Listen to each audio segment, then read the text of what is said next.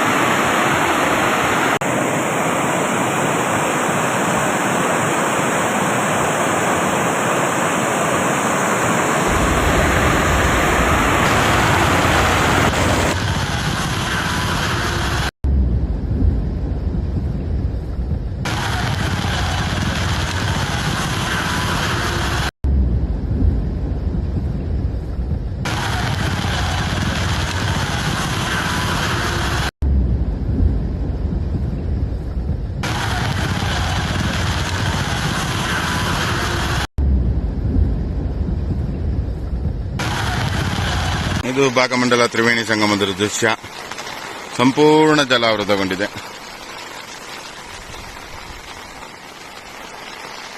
ನಾಪೌಲ್ ರಸ್ತೆ ಮೇಲೆ ನೀರಿದೆ, ಸ್ವಲ್ಪ ನೀರಿದೆ ಅಷ್ಟೇ. ನಾಪೌಲ್ ರಸ್ತೆ ಮೇಲೆ ಅಲ್ಲಿ ಮೇಲೆ ಬಂದರೆ ಭಾಗಂಡೇಶ್ವರ ದೇವಸ್ಥಾನದ ಮುಂಭಾಗದಲ್ಲಿ ನೀರು ಬರುತ್ತೆ.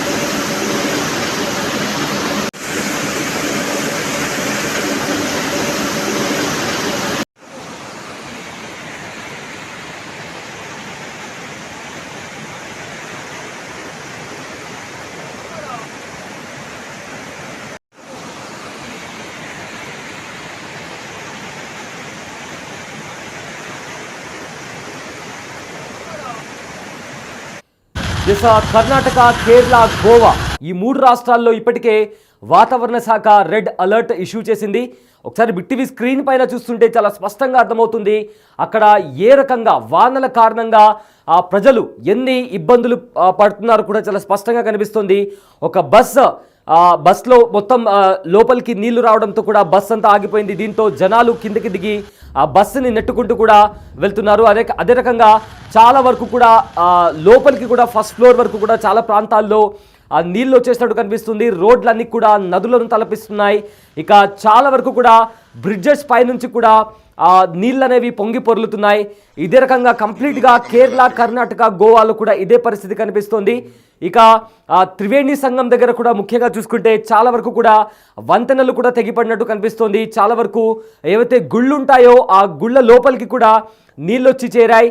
ఇక ఒక చోటేమో బస్ అంతా అక్కడ స్క్రీన్ పైన మీకు కనిపిస్తుంది. బస్ ఆగిపోతే అందులో ఉండే ప్రయాణికులు కూడా కిందకి దిగి తోసుకుంటూ ఆ బస్ని ముందుకు తీసుకెళ్తున్నారు. సో ఈ రకంగా చాలా చోట్ల ముఖ్యంగా కొన్ని లోతట్టు ప్రాంతాలన్నీ కూడా జలమయమయ్యాయి. అక్కడుండే జనాలను కూడా సురక్షితమైన ప్రాంతాలకు తరలించారు అధికారులు. ఇక రెడ్ అలర్ట్ కూడా జారీ చేసింది. రాబోయే 5 రోజుల వరకు కూడా ఇలాంటి పరిస్థితి కంటిన్యూ అయ్యే అవకాశం కనిపిస్తుంది. సో చాలా చోట్ల నార్మల్గా కేరళలో చిన్నపాటి వర్షం కురిస్తేనే రోడ్లన్నీ కూడా నదులను తలపిస్తాయి. అలాంటిది భారీ నుంచి అతి భారీ వర్షాలు కురుస్తున్న నేపథ్యంలో ఇప్పటికే వాతావరణ శాఖ రెడ్ అలర్ట్ కూడా జారీ చేసింది. చాలా వరకు వాహనాలు కూడా కొట్టుకొని పోయాయి. చాలా వరకు ఏవైతే 2 వీలర్స్ ముఖ్యంగా 2 వీలర్స్ పార్క్ చేసి ఉన్న 2 వీలర్స్ కూడా వరద ప్రవాహానికి కూడా కొట్టుకుపోయినటువంటి పరిస్థితి కూడా స్పష్టంగా కనిపిస్తుంది. అయితే ప్రజలు చాలా జాగ్రత్తగా ఉండాలి. అవసరమైతే అంటే అత్యవసర పరిస్థితుల్లో మాత్రమే బయటికి వెళ్ళాలని కూడా చెప్తున్నారు. స్క్రీన్ పైన మనం చూస్తున్నాము కేరళలోని ఒక గుడిలో కూడా నీళ్ళు అనేవి లోపలి వరకు కూడా వెళ్ళిపోయాయి. సో అలాంటి దృశ్యాలు చాలా చోట్ల కూడా సేమ్ ఇలాంటి దృశ్యాలే కనిపిస్తున్నాయి. అండ్ మరో ఫ్రేమ్లో మీరు గమనించినట్లయితే అక్కడ ఒక స్కూటీ కూడా ఒక 2 వీలర్ వరద ప్రవాహానికి కొట్టుకుపోయి వచ్చి కూడా అక్కడ ఇరుక్కుపోయి ఉంది. ఇక చాలా గుళ్ళల్లో కూడా ఇలాంటి పరిస్థితి కనిపిస్తుంది. రోడ్లన్నీ కూడా నీళ్లను తలపిస్తున్నాయి. ఇక దేశవ్యాప్తంగా కూడా మే నెల నుంచే వర్షాలు కురుస్తున్నాయి. ముఖ్యంగా కర్ణాటకలో ఇంకా కేరళలో కూడా మే నెల నుంచే కూడా భారీ వర్షాలు కురుస్తున్నాయి. అయితే ఆంధ్రప్రదేశ్ రాష్ట్ర విపత్తు నిర్వహణ సంస్థ తాజా హెచ్చరికల ప్రకారం రాష్ట్రంలోని కొన్ని జిల్లాల్లో ఇవాళ తేలికపాటి నుంచి మోస్తారు వర్షాలు కురిసే అవకాశం ఉందని కూడా వెల్లడించింది. శ్రీకాకుళం, విజయనగరం, విశాఖపట్నం, అనకాపల్లి, కాకినాడ, కోనసీమ, తూర్పు పశ్చిమ గోదావరి, ఏలూరు, కృష్ణా, ఎన్టీఆర్, ప్రకాశం, నెల్లూరు జిల్లాలో కూడా వర్షాలు కురిసే అవకాశం ఉండడంతో ఈ ప్రాంతాల్లో ఎల్లో అలర్ట్ ప్రకటించింది వాతావరణ శాఖ. అదేవిధంగా హైదరాబాద్ వాతావరణ కేంద్రం తెలిపిన సమాచారం ప్రకారం తెలంగాణ రాష్ట్రంలో వచ్చే 4 రోజుల పాటు తేలికపాటి నుంచి ఒక మోస్తారు వర్షాలు పడే అవకాశం ఉంది. ఇక గుజరాత్ ప్రాంతం దాని చుట్టుపక్కల ప్రాంతాల్లో కూడా సముద్ర మట్టానికి 7.6 కిలోమీటర్ల ఎత్తులో ఉపరితల ఆవర్తనం కొనసాగుతుండడంతో ఇందుకు కారణమని కూడా అధికారులు చెబుతున్నారు. అదేవిధంగా నిన్న కూడా తెలంగాణలోని కొన్ని ప్రాంతాల్లో ఉరుములు మెరుపులతో కూడిన వర్షాలు కూడా నమోదయ్యాయి. ఇక ఎక్కువగా కర్ణాటక, గోవా, కేరళ ఇలాంటి ప్రాంతాల్లో కూడా కుండపోత వర్షాలు పడుతూ ఉండడంతో కృష్ణానది పరివాహక ప్రాంతాల్లో నీటి ప్రవాహం గణనీయంగా పెరిగింది. ఇక కర్ణాటకలో వరుసగా 3 రోజులుగా భారీ వర్షాలు పడుతూ ఉండడంతో మంగళూరు శివారు ప్రాంతాలన్నీ కూడా జలమయమయ్యాయి. ఇక రహదారులపైకి నీళ్ళన్నీ కూడా పొంగి పొర్లుతున్నాయి.